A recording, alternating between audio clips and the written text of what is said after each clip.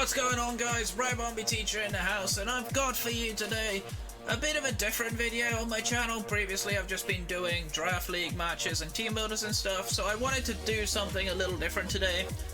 Recently I've been getting questions on my Discord and occasionally on DMs on Twitter asking me about draft league content, so I want to do like a bit of a let's talk about draft league. I want to talk about what makes a good draft league, and what potentially could be a pitfall of certain draft leagues. You can see above my head here, I have the two leagues that I've been recording for my channel so far. If you haven't followed the progress in either of those leagues, I have playlists on my channel, feel free to go check them out. But I'm going to talk about both of them, and I'm going to refer to them both, and of leagues that I have been invited to and I've since not joined, and I'll explain why I didn't join those in this video as well. If you are watching this video and you are from those leagues, please bear in mind this is purely my opinion as someone who's represented the league and played in the league. I may say some things that are slightly negative, but please bear in mind I'm not intending this to be a direct attack. It might come across that way, but I do apologise if it does. If you do have any issue with what I say, or if you do want to discuss it with me further, feel free to message me on Discord or DM me on Twitter. Either is perfectly fine. Alright. So, when it comes to draft league and when I join a draft league, there are 5 main things that I'm looking for. I get a lot of people inviting me to leagues all the time since I've been playing a bit. People have seen me in other leagues and stuff like that, and they're interested in me joining. People know me as front officers, members for quite some time and things like that. But all 5 of these do come into my consideration. The first one being the draft league format itself. Now, there are multiple different formats in draft league. You've got a standard draft where you get a Mega Evolution, 5 picks from tier 1 to 5, and then 3 points to pick a few more Pokemon to round out your team to 11. That's a pretty standard draft. That's basically what the PUL was, and it's pretty much what the GPL was, but there's a bit more to the GPL as well, which I'll actually talk about in the next part. But there are lots of other formats you can do, like an Ubers draft, Little Cup, tier change format, team match drafting, where you're working with a team of 4 people. There's plenty of different draft league formats out there. Now, which format you prefer is going to change from player to player, right? So, I'm not going to say you should only join standard draft or you should only join X draft, because at the end of the day, what you choose for your format is up to you, okay? Just remember, of course, if you are a commissioner of a draft league, if you're doing a really complicated draft format, you're going to have less people interested, alright? So, from my point of view, I quite like standard drafts because you can build quite creative teams a lot more frequently. I don't mind doing other drafts. A lot of the other drafts I've been invited to have either been really weak formats or formats that I'm just not interested in at this point. But yeah, I think the format's super obvious, right? If you're not interested in the format, don't join the league, right? It can't be any more easy than that. The next one I think sometimes slips under the radar is the rules and the tier list. The tier list was a reason I didn't join a league called an Asphenia Draft League. That was hosted by a friend of mine that never actually ended up getting off the ground. The big reason I ended up not joining that league was because his tier list has some of the most powerful Pokemon in Draft League format in lower tiers. And it made absolutely no sense why they were there. They weren't restricted or anything. It was still the same Pokemon, but they were in completely the wrong tiers. And his justification for putting it there was, oh, I thought it would be fun. No. If you've not got a proper tier list, the league's not going to be great, because you're going to end up with someone with an OP team that they should never have got, right? So that can be a big one. Rules-wise, rules will differ from league to league, right? Certain leagues will have certain different rules. These 2 leagues had different rules. For example, this league had Z-Captain format, where you could only nominate certain Pokemon that are allowed to use Z-moves, and this one actually had an item clause in it, where only one Pokemon can hold a certain item. So, they'll all have slight differences. In most cases, things like Omni-boosting Z-moves will be banned, things like that. That's common. You'll just have to accept that one, I'm afraid, if you're doing standard draft. But yeah, there'll always be certain rules you need to know and stuff like that for the league. If the rules are a little bit stupid, i.e. certain things are banned that shouldn't be, or certain things are allowed that shouldn't be, you might want to consider not joining that league, because it might not be a fun league for you. It's not the hugest deal, but it is important in my eyes. I think if the league's not got a good tier list of rules, I won't be participating. The next one is the one I think can change a lot of people's mind. It's the commissioner and the staff that are running the league. Now, in both of these cases, there is quite a significant difference between the two. With the PUL, the commissioner himself, Polly, was not as active as I would have liked personally. I feel like he should have been a little bit more present on the Discord. I'm sure he was working incredibly hard behind the scenes, but I never really saw how much he contributed to his own league, if that makes sense. Obviously, he probably did more than I got to see, because I was just a player who came in late in the season, so I didn't get to see the rest of it.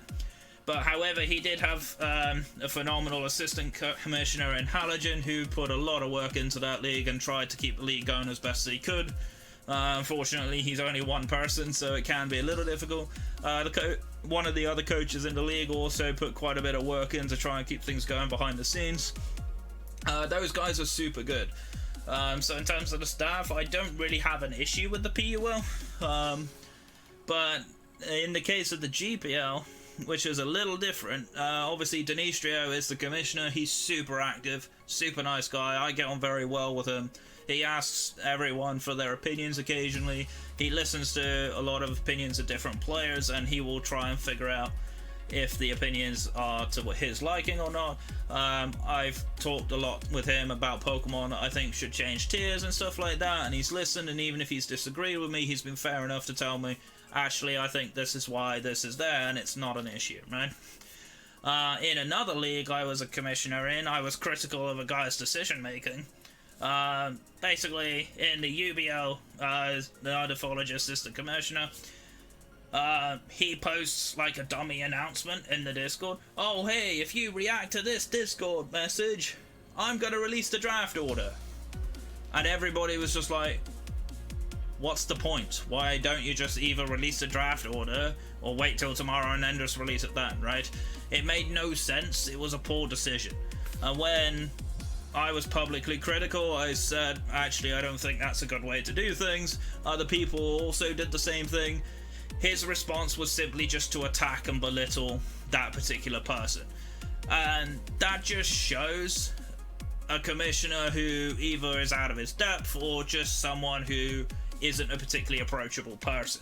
And for me personally, if the commissioner of the league is not great, then I don't really want to play the league, because I would much rather be able to talk about my opinions on what I think can change and stuff like that without feeling the need to be shot down in flames, you know? So things like that can happen. There are going to be somewhat toxic commissioners out there, or somewhat weak commissioners out there that don't really know what they're doing and stuff like that. And I get that, that's fine, right? That happens. But in both of these leagues, for the most part, the commissioners and the staff are great. Dinistrio, unfortunately, has had a few members of staff let him down. But if Dinistrio, you're watching this, you know where I am. I'm more than happy to help in any way I can. You know that. I've spoken to you about it a few times. But yeah, just putting it out there. Speaking of other people, really, the next one really is the other coaches in the league. Right? If in most cases in a draft league, you're going to have a Discord server that is representing the league. In the case of the PUL, especially, there were quite a lot of instances. I talked about this in my video where I talked about dropping out of the PUL, where there were players who were particularly toxic in the Discord server. And that kind of drama and that kind of toxicity is a real bad image on the league. Even if it's not necessarily you, or if it's somebody else, like, regardless, any form of toxicity creates a negative image and atmosphere in the league. And for me personally, that was one of the big reasons I chose to drop out of the PUL, was the atmosphere just kind of sucked. There were certain players in the league that I think shouldn't have been there, and had they were replaced with different players, I think the league would have been a much better quality overall. But again, that is my opinion. Of course, if the guys running the league want to talk to me about that, they're more than welcome to. In the GPL, there's one or two players I'm not a fan of. I'm not going to talk about that publicly or whatever, but I've already spoken to Denisha regarding one or two of the players that I'm concerned about, but I'll talk more about that later dates. But yeah, if you've got a really poor atmosphere, or if the coaches are not, like, super great in terms of their behavior or anything like that, it's a pretty easy way to say, you know what, I'm not going to enjoy this league anymore. Why am I motivated to prepare for a toxic opponent where no matter what happens I'm going to get flamed? It's just not worth the hassle, right? You're here to play Pokemon and enjoy a draft league. You're not here to be berated by someone that you dumpster 6-0, you know? It's just not worth it.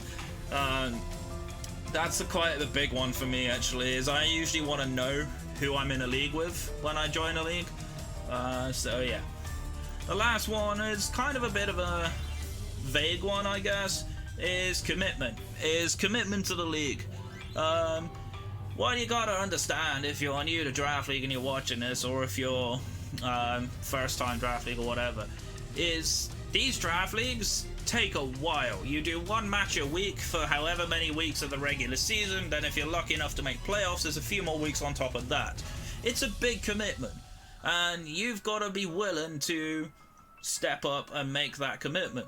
Now, dropouts from leagues do happen, IRL stuff comes up or whatever, things like that. It is gonna happen, right? But in order for a draft league to be strong, you need a big group of people who are all committed to playing the league. A good example in the POL actually was one guy publicly admitted in the Discord server, because he broke the rules one week and ended up taking a loss, that he didn't care about the league. He would rather play other leagues and prepare for other leagues and not really care about that one. Now that sends out a really bad message, and it's just not excusable. You know, it's something that if enough people are doing that, then it calls the league into question. Now, yes, you could say, well, Rabombi, you quit the POL, like, you're just as bad. Not really. I quit the POL because the POL was struggling and I didn't feel like the content, particularly that I was going to get out of it, was really going to be good for the channel. I wasn't motivated to play the league. My drive to play the league kind of fell apart due to all the toxicity and stuff like that. So, in terms of that, I think that's where the POL died, in my opinion, was the toxicity of certain players. It wasn't the whole league by any means. There were lots of good players in the league, lots of nice players in the league, that unfortunately they were disadvantaged because of it, and it's a shame. But as always, to those who are watching the POL that didn't get to play me, I'm willing to do exhibition matches if you want. I'm even willing to record them like I've been doing my other matches. Feel free to hit me up. But yeah, that's the main things I wanted to talk about.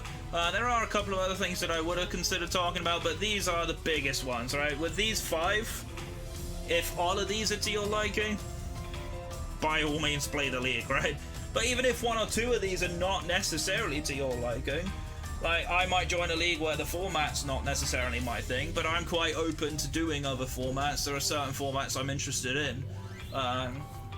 Or you might not like a couple of the other coaches, but that's not going to dissuade you from playing a league where 99% of the people in there is actually amiable people, right?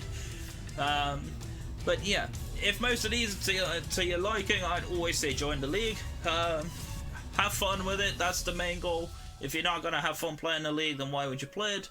But yeah, these are my main points that I want to talk about with Draft League. If you've got any more points that you think are relevant, feel free to put them in the comments below. Feel free to message me, ask me any questions you may like. I want to do a few more of these, like Let's Talk videos in between my Draft League content. So if any of you have got a topic you'd like me to talk about, feel free to let me know and I'll do another one of these videos. So yeah, thank you so much for watching. I'm going to get on out of here. My name is Rabombi Teacher. I'm your coach of the Royal Bournemouth Rabombis. Stay safe, stay awesome, and I will see you guys next time. Take care.